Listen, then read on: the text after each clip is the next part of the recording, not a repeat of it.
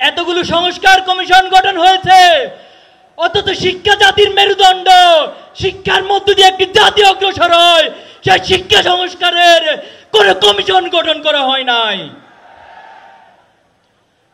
ব্রিটিশদের রেখে যাওয়া দাসত্বমূলক শিক্ষা ব্যবস্থা, পাশ্চাত্যের চাপিয়ে দেওয়া মতাদর্শের শিক্ষা ব্যবস্থা, পার্শ্ববর্তী রাষ্ট্রের মূল্যবোধের চাপিয়ে দেওয়ার শিক্ষা ব্যবস্থা আমাদেরকে দিন দিন গ্লানি টানতে হচ্ছে।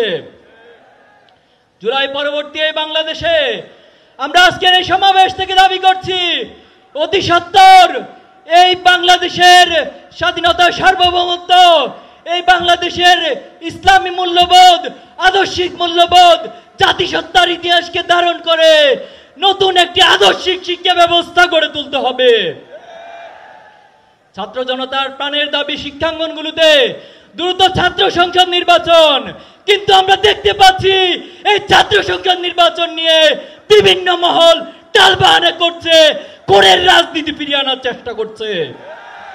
আমরা বলতে চাই, শিক্ষার্থীদের প্রাণের দাবি এই ছাত্র সংসদ নির্বাচন অতি সত্বর সকল ক্যাম্পাসে আয়োজন করতে হবে। সংগ্রামী উপস্থিতি, ইসলামী ছাত্র শিবির 1977 সাল থেকে আজ অবধি সৎ, দক্ষ, দেশপ্রেমিক নাগরিক তৈরির দুর্বার এই আন্দোলন, এই কাফেলা নিরলসভাবে কাজ করে যাচ্ছে।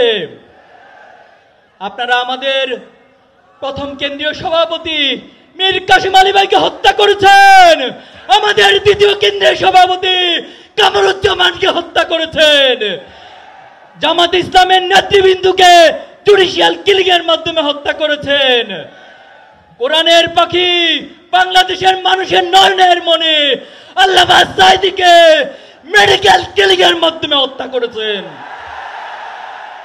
কিন্তু আমাদের অগ্রযাত্রাকে কেউ থামিয়ে দিতে পারেনি। অনেকে আমাদেরকে কথায় কথায় ভয় দেখায়।